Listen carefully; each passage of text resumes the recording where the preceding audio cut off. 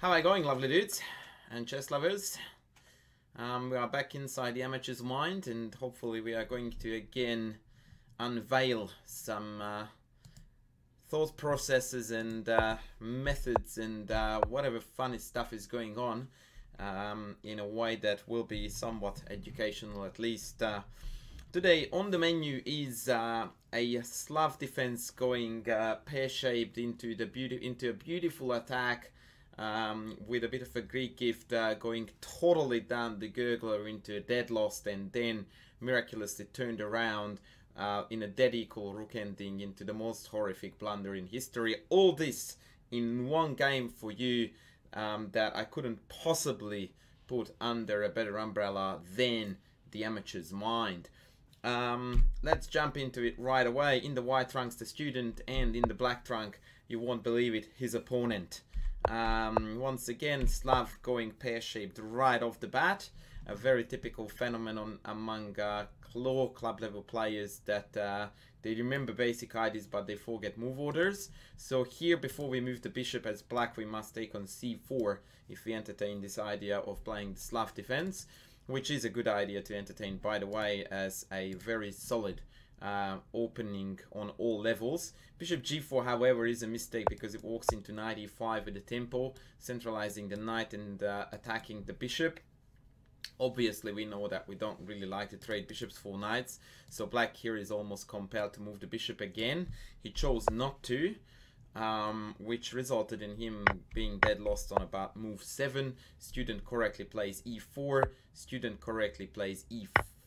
No, he doesn't play correctly e5, unfortunately, but it doesn't really make a big difference. I'm not a fan of giving up side central pawns for non-central ones. e5 would have been my choice of move here, and here, just like in the game where it was missed, I would have played e6 without any hesitation. Once you see this motif, you feel like you have to go for it every single time you have a chance, for two reasons. A, because it's really rare that you get a chance to play this move, and two, because it is awesome. What it does is that it basically creates this incredibly ugly pawn structure that disallows the bishop to develop, thus creates a very problematic king that also has become very vulnerable on this diagonal as a result of... Can I make another color? Nah, come on. Surely I can. Oh, bugger. How do I make red? Let's try this. Nah. Ah, yes! That's the red arrow there for you, baby. As a result of this capture. So we have got lots of problems for black, and that's only at a cost of one pawn. So once you see it, which I guess my student hasn't, this is a type of pattern recognition that in my mind, a chess player who has the desire to improve can't possibly forget. So now I'm going to show you a game on top of this one that is going to hopefully engrave in your memory that whenever e6 is possible in similar scenarios, you gotta go for it. And this is going to be a little bit of a far-fetched association, but in my opinion, an evolving chess mind needs to be open to far-fetched, at occasion, associations in order to be able to recognize patterns and motives that are occurring from dramatically different openings, but the core of the idea is the same. Watch this, it's a totally different opening, the Alekhine, and here there is a very common opening error, which is knight c6, even commented by high-end IMs, or I wouldn't say that it's a mistake because I'm guessing they would play it on purpose, hoping that they can survive it, but nonetheless the value of the move is non-existent and it's total rubbish, and the refutation of it is this beautiful e6, which is now a little bit of a dual trick because it doesn't only bank on black having to take on e6 with the f-pawn, but it also banks on the fact that the bishop capture on this occasion is impossible owing to the fork. Obviously that is not part of the motif in the student's game, but this layout is. And after this, like you will see in this game, black's game is just a misery.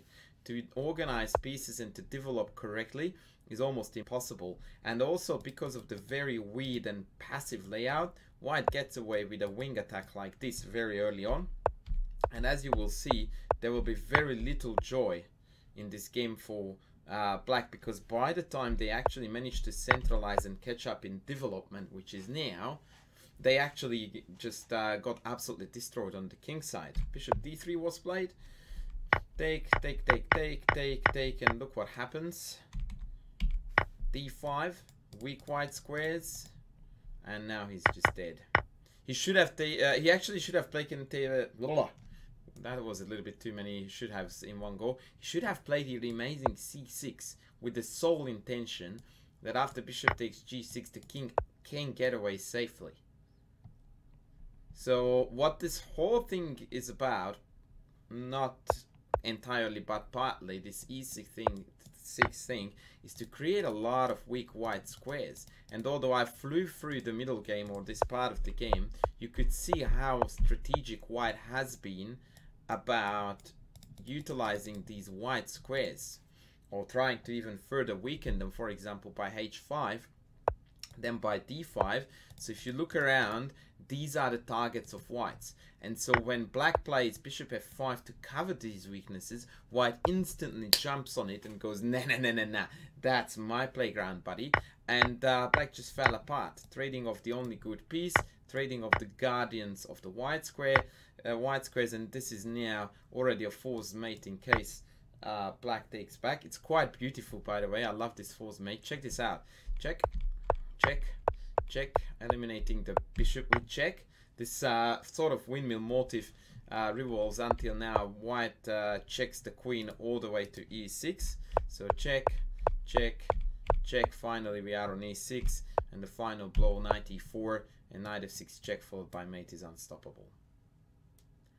All the damage you saw in this game took place on the white squares, right after white pushed his pawn in, first weakening this diagonal and the number of squares there, and later on he's going to sufficiently weaken the e5 f5 white color complex as well, after trading off the only piece that can sufficiently defend those squares. Beautiful game. Anyway, back to student. So student doesn't play e6, which would be very analogous to the previous example, and here after takes bishop c4 we have this absolutely shockingly ugly triple E's. Boy oh boy, that's not an everyday sight.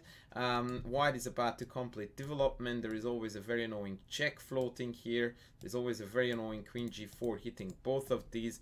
The position is just shockingly bad. I'm genuinely curious about bishop d3. Also a very good move. Note here that after knight takes c3, the whole point of the c6 sacrifice is revealed. So if nothing else, I wanted you to take away from this video the e6 motif, but there is so much more on offer. I would like to move on. So e5, knight e5, bishop b5. I dare say a textbook misplaced piece, because if we don't see e6, which you no longer have the excuse not to, then bishop d3, I suppose, is the natural way to develop the bishop for two reasons. A, because we kick out the central knight, and two, because this is where we want to attack. This is a typical case of a pin that achieves nothing. And as such, it's really sad to see, because, for example, here takes e6, and I have a very easy access to bishop e7 castles, and whilst white is still having the upper hand, it's very apparent that the bishop on b5 is totally misplaced. I don't know why, but I have seen this, and I do see it still all the time in my students' games, that there seems to be a very simple lack of understanding of value of pins. When is it worth creating a pin and when it's not? And this to me is a textbook case of a no-go, because very clearly we can't put more pressure on it, and very clearly it's super easy to kick out the pinning piece. And so this is a textbook illusion that I'm creating a pin. Awesome. No, really. A bishop d3 here would have been so much more to the point, keeping the bishop on the diagonal where it's going to operate nicely, renewing the e6 threat, and after e6 castles, ready to launch the attack with f4, f5. The real irony of this whole shebang is that it's going to happen in the game, except with the tempo down, because white had to recognize that the bishop was misplaced. The game went as follows: bishop b5, e6, castles, take, bishop here, f4, recognizing again the correct plan to break through with f5. Very good chess by the student. And now, when he gets kicked out, finally he gets an opportunity to reroute to the correct square, where it should have gone in the first place. And by the way, on that note, I would like to pause here to tell you two things. One, I keep on saying this in my videos and it keeps on recurring like it was a must. People do more harm to themselves than we could. Black actually forces white here to put the bishop on the correct square. Now, I'm not saying castles would have been better, because that castles into this attack like mad, but some sort of defensive measure like g6 probably would have been the best choice here for for black, to hold f5 and potentially to be ready to castle, because once again, the bishop is not the most effective customer here. I can even build on this pin if I want to, and you see that the more I try, the more I fail. Because all I achieved now is that now even the queen trade is on, and as soon as I do that, we went from significantly better to strategically dead lost. Because now we have a shocker of a bishop, a backward c-pawn, and all black's pawns are on white with the dark squared bishop. Beauty. This is how easily it can go when we fall for mirages like this pin. Now luckily, once again, none of this happened because black took all of the necessary measures to build white's position to perfection.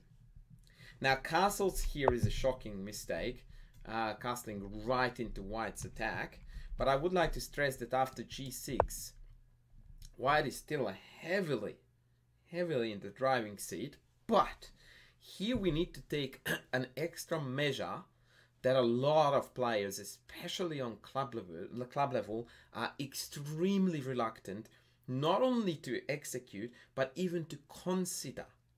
Because what happens here is that we look at, okay, where should we be playing here? That is almost always decided, especially with closed or semi-closed pawn structures, by the direction in which the pawn chain directs or points. That's there. So us as white, we are meant to play on the king side. Black, on the other hand, should be playing on the queen side. Now, this is not really a generic rule that you can apply 100%, like virtually no chess principles and rules of that nature can be applicable 100%, but it's a very good rule of thumb.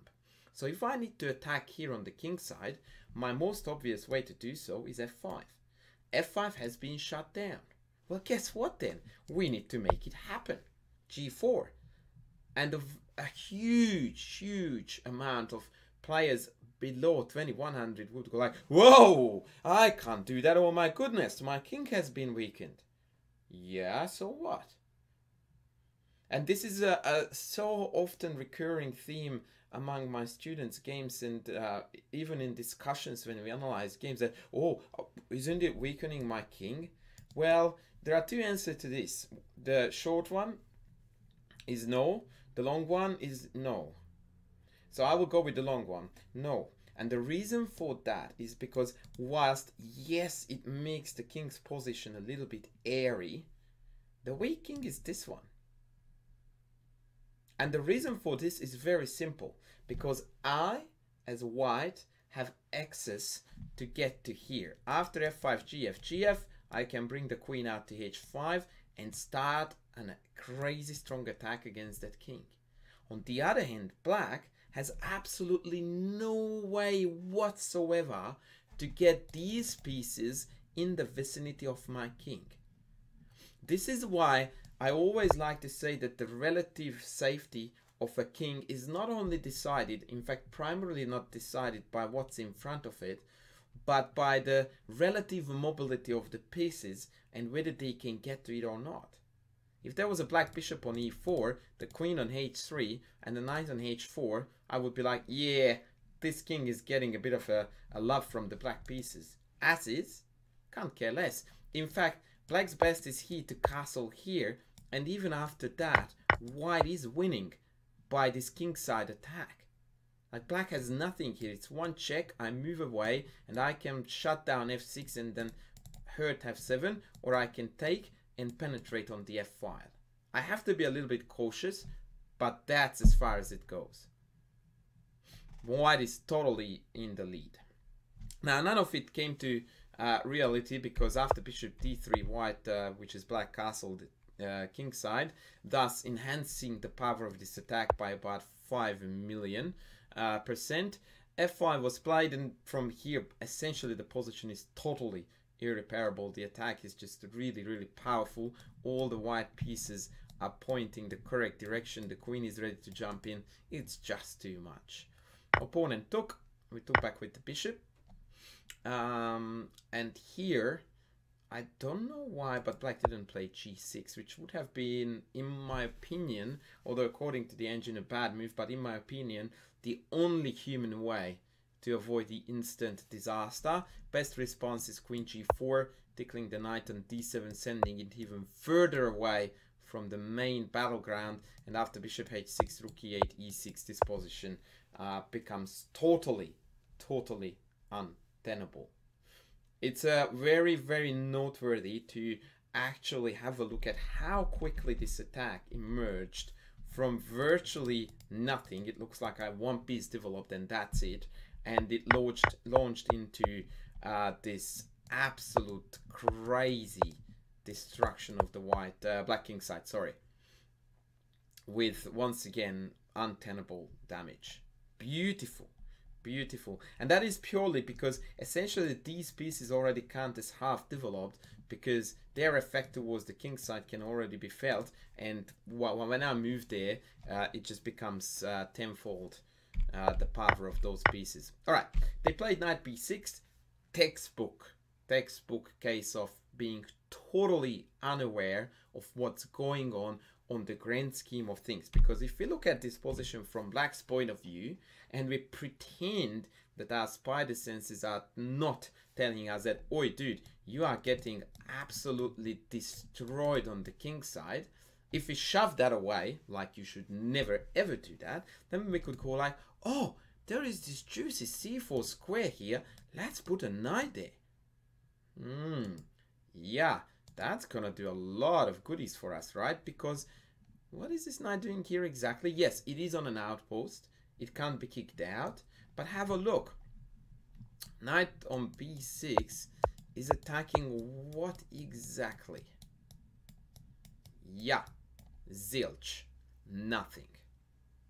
All it does is that it removes a piece that is desperately needed in the defense here on the king side, and really badly wants to be actually an f8 to cover some of the king side squares which are really, really weak.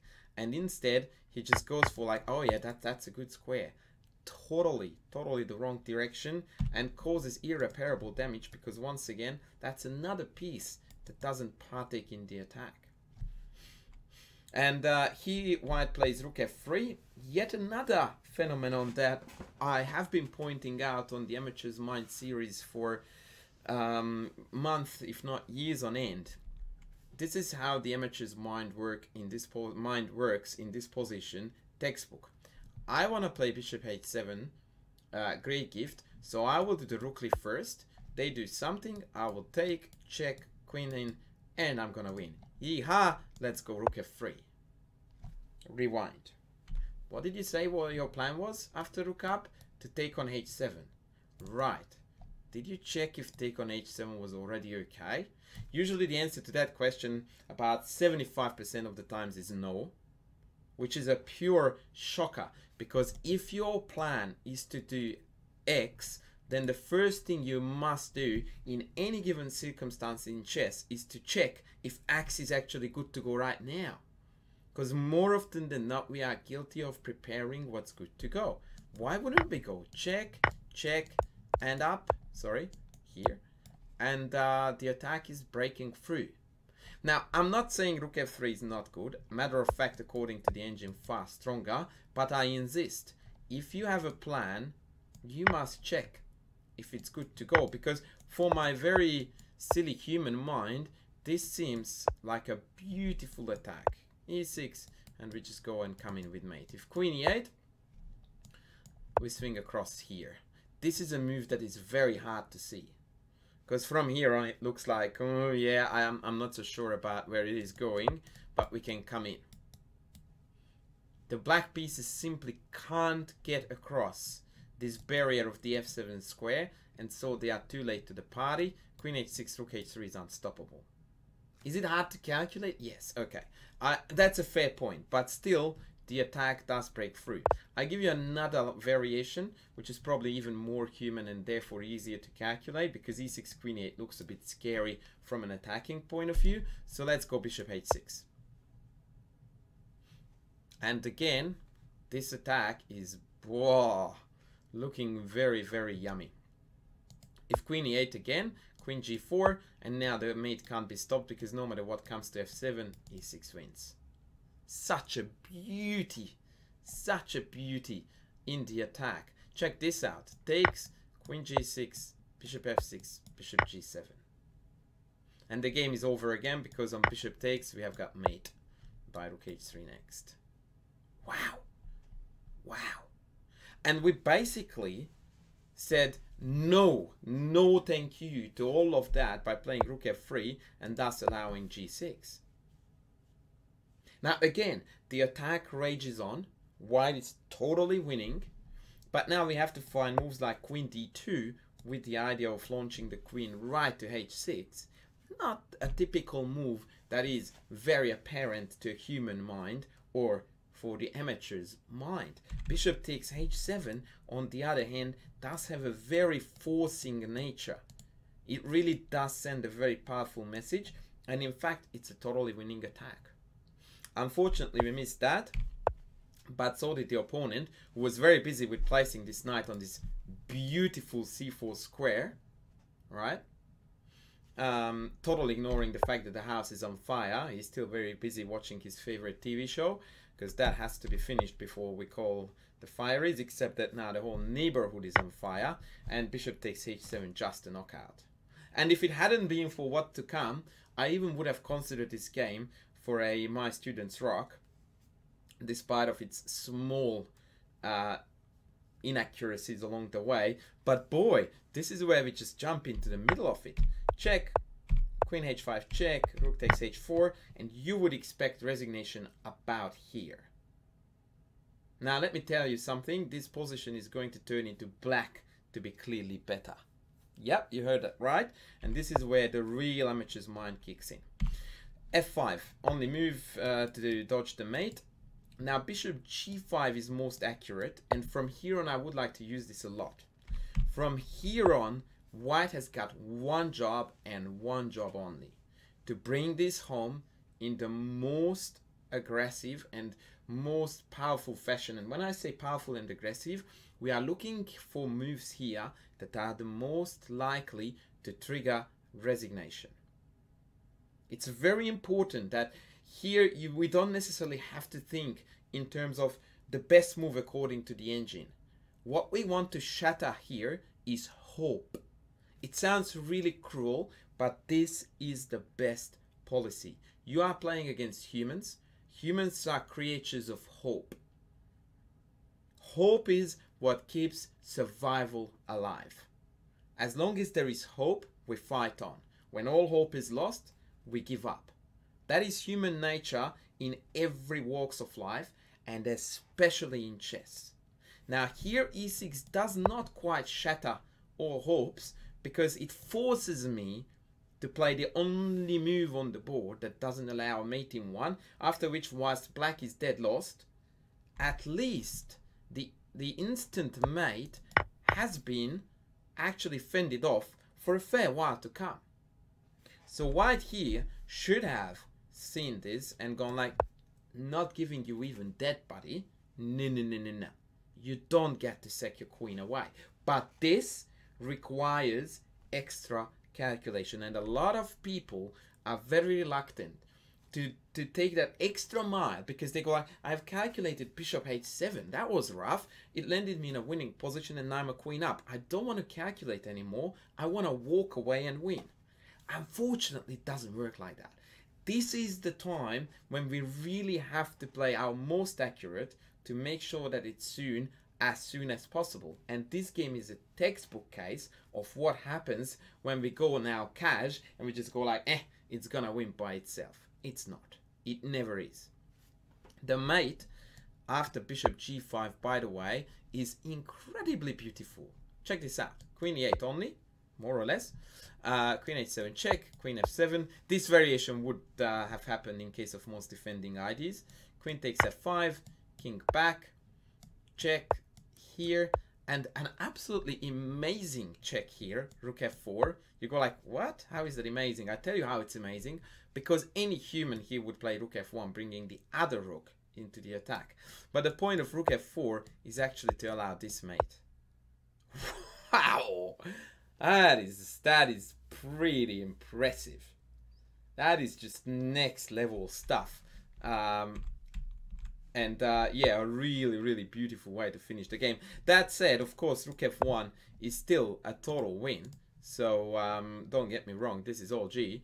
But now there is no force mate, it's only plus 60 for white now. So what am I thinking doing, right? Okay, so the only other line we would want to have a look at is queen d7, which again falls for a forced mate. And here another motive that I would like to show you, rook h6, creating this e6 check threat. Very lethal. And if the king goes back, then we still go e6 and queen g6 check next. Mops up. Once again, winning the queen cleanly for nothing. So they can't even take a rook for it. This is a typical move and a typical example that triggers resignation. Because what they detect here is that my queen is hanging, mate is hanging, I'm out.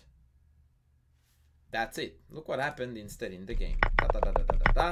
Sacks the queen, plays rook e8. e7 is correct. I like it a lot. Rook e7, bishop g5. Perfect, powerful chess. So white is still totally on the right track on bringing this home ASAP. Knight d6. And now, for the life of me, I don't get why we don't play the most natural rook here, followed by rook here, followed by rook here. Isn't that really simple? Here. If they take, we take back, thus defending e7 still. And reopening the e-file. And here, again, black's hopes are shattered. They can't play a legal move. Matter of fact, this is going to turn into Zugi very soon because neither rooks can really move anywhere. And as such, it's going to be just a hopeless cause. Anyway, so we missed this. We play rook b1. I guess wanting to go to b6. b5 comes. We try to crack the b file open. Fine, whatever. We penetrate. And here we go and take the pawn, which is again very logical. Knight takes c3. And now there is another very obvious win, which is based on this and the fact that black only has a pair, sorry, one rook on the back rank instead of a pair. You just go rook d6, rook d8, and that's it. Again, the instant kill is right there in front of our noses. And textbook case, another hobby horse of mine, every single time when you are ahead a zillion amount of material and you are going backwards, guaranteed you are doing the wrong thing just by virtue of going back, because you can't afford going backwards. I don't know if it was Steinitz who said that when you are up material, you can't allow your opponent ever to have the initiative. Now, we're not giving away the initiative, but it's totally the wrong mindset. Going backwards so that we can eat this pawn. Yeah, like I care when I can go here and mate. What? No way, Jose. That's just it. Rook d6, rook d8, game over. So we go back, and now we lost our most precious asset, the e7 pawn. The game is still totally winning, but now we have to start thinking a little, at least here and there. Rook e4, queen g5 is fine. Now we need to play for mate on g7. We play bishop c3. Very timid and very soft move. That again, okay, I'm not saying it doesn't create a threat because it does. Knight is hanging, but compare the power of this to this, will you? Mate in 1. Only legal move to stop the mate is knight e6, and after queen g6, once again we can essentially conclude the game, because rook is hanging, the mate is on, the knight won't be able to leave, and as soon as the rook goes here, we can play bishop h6 or rook e7, either or, and it's all over, Red Rover. And note again the aggression.